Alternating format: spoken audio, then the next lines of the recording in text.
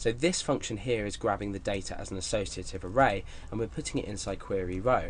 Therefore, inside our while statement, or our while loop, we can echo out this specific data. So we can echo out query row. Remember, we're using an array, so we use square brackets here. Now this corresponds to the row, the field name that you want to show. So I just want to show the name, so I'm just going to type name into here.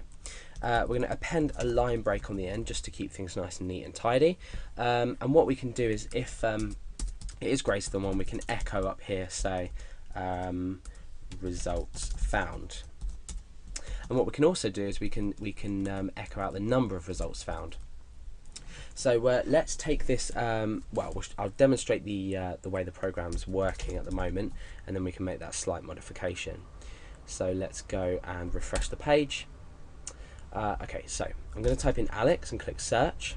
You can see that results found Alex Garrett and Alex Malcolm. Now let's search for Garrett and click search. You can see that we've found everyone with the surname Garrett. Now let's just type in Dale, click search. We can see we've found one result. Let's type Garr, again everyone with that. Let's type in A, and you see we've received all results because every result has an A in it, or every record has an A in it.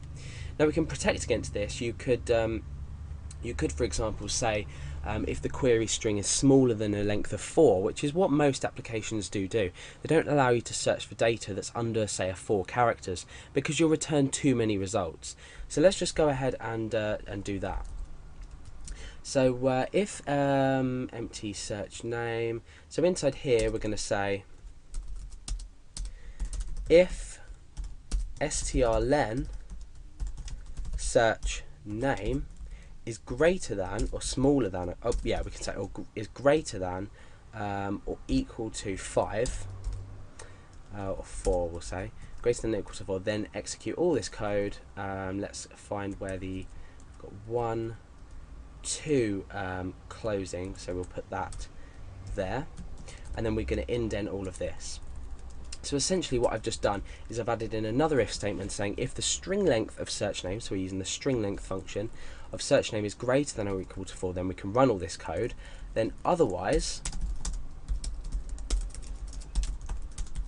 we echo your keyword must be 5 characters or more. So now if we try to say Alex, this is going to work because it is greater than or equal to. If we would say A now and click search, your keyword must be 5 characters or more.